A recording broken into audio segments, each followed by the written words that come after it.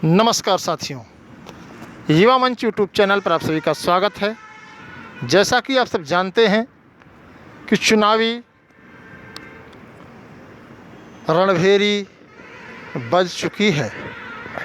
ऐसे में आप सभी को बताना चाहूँगा बहुत स्पष्ट कि चुनाव की आहट ही नहीं, पूरी तैयारी हो चुकी है। ये अचानक सदन की बैठक इस बात को स्पष्ट कर दी है और आज एक नोटिस जारी हो गई है जिसमें महामहिम राष्ट्रपति महोदय जी को अध्यक्ष बनाया गया है और पूरे अन्य लोग जो है इसके सदस्य हैं। तो जाहिर तौर पर कहा जा सकता है कि चुनाव की रणभेरी बज चुकी है।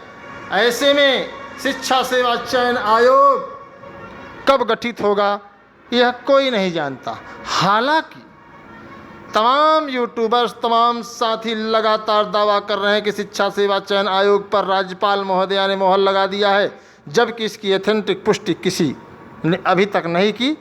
और सच्चाई यही है कि अभी उस पर कुछ भी नहीं हुआ है, क्योंकि आपको मैं बताना चाहूँगा कि शिक्षा सेवा चयन आयोग पर अभी कुछ भी नहीं है, ज्यों का त्यों यूं ही बना हुआ है। आज मैं बात करूंगा टीजीटी पीजीटी एग्ज़ाम डेट को लेकर के, सीट वृद्धि को लेकर के, जीआईसी एलटी जीआईसी प्रवक्ता विज्ञापन और केवीएस पीआरटी रिजल्ट को लेकर के। तो जैसा कि आप सब जानते हैं कि केवीएस पीआरटी में बीएड और बीटीसी बीएसटीसी सबको समान मौका मिला था, लेकिन एनसीटीई के जैसे ही स्पष्ट निर्देश दिए गए कि माननीय सुप्रीम कोर्ट के आदेश के अनुपालन में ही हम भर्ती प्रक्रिया पूर्ण करें। तो ऐसे मित्रों बहुत स्पष्ट बता दें कि पीआरटी में बीएड को शामिल नहीं किया जा रहा है और केवीएस सिर्फ और सिर्फ बीटीसी बीएसटीसी आदि तमाम डीएलएड आदि को मिलाकर के एक रिजल्ट जारी करने जा रहा है। बीएड को बाहर निकाल देगा, बीएड की कोई चर्चा नहीं होगी।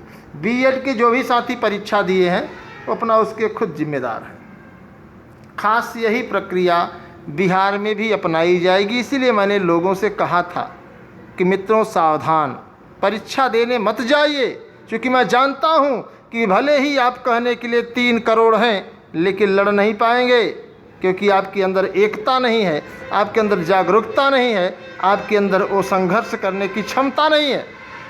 आप सरकारों की नियति पर सवाल नहीं कर सकते हैं, आप सरकारों से लड़ नहीं सकते हैं।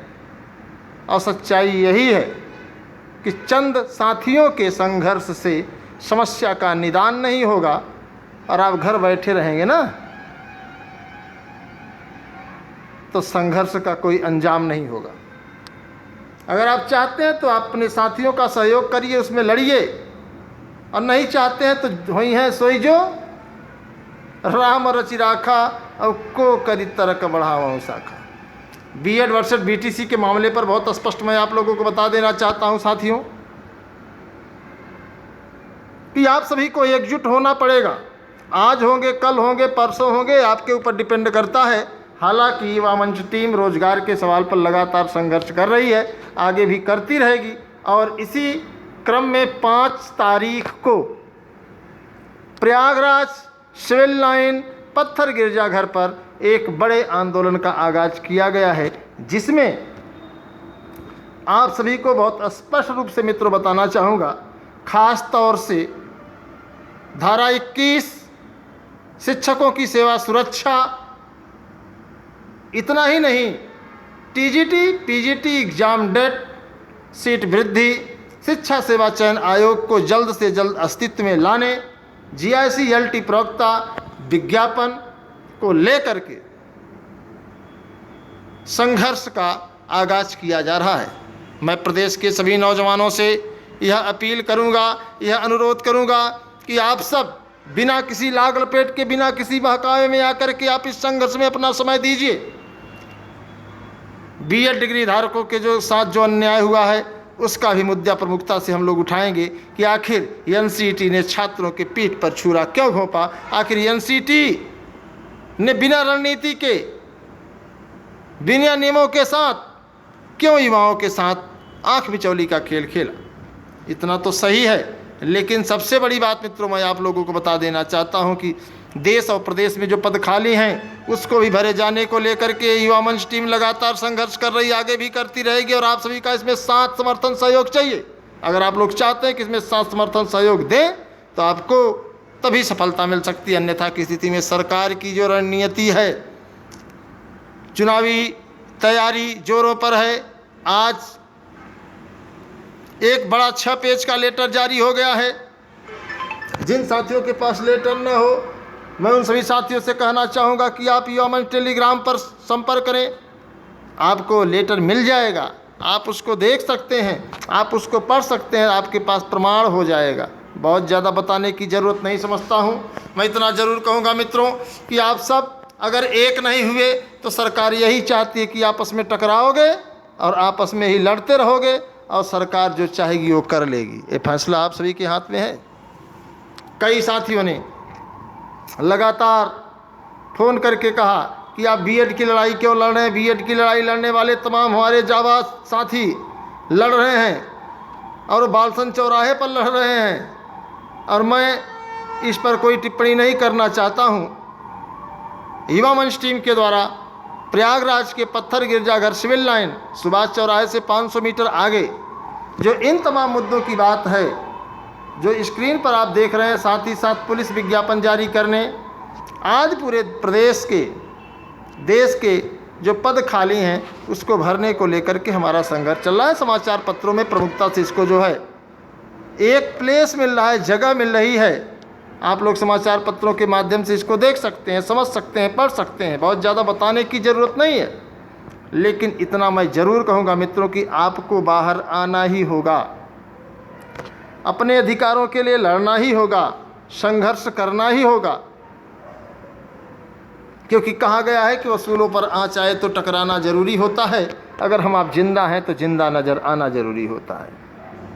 तमाम साथी दूर दराज शहर से हैं, उनके मन में सवाल चल रहा होगा कि हम तो दूर के हैं, हम क्यों जाएं। तो मित्रों बहुत स्पष्ट बता दें, आप दूर के हैं, अच्छी बात है, लेकिन आपको समय निकाल करके अपनी जनशक्ति दिखानी पड़ेगी, अपनी ताकत दिखानी पड़ेगी। सरकार को लगता है कि 40-50 200-500 लोग हैं जो बीएड का विरोध कर रहे हैं, जो केबीएस पीआरटी रिजल्ट को लेकर के संघर्ष कर रहे हैं, जो है शिक्षा सेवा चयन आयोग के गठन को लेकर के सवाल कर रहे हैं, टीजीटी पीजीटी का एग्ज़ाम चाहते हैं, सीट वृद्धि चाहते हैं, जीआईसी प्रवक्ता जीआईसीएलटी का विज्ञापन चाहते हैं। बाकी तो सभी को, सबको रोजगार मिल चुका है। आप देखेंगे पेट्रोल पंप पर, रेलवे स्टेशन पर, चौराहे पर अमृत महोत्सव का दिन है, आज़ादी का क्या कैसे कुछ आज़ादी का अमृत महोत्सव चल रहा है।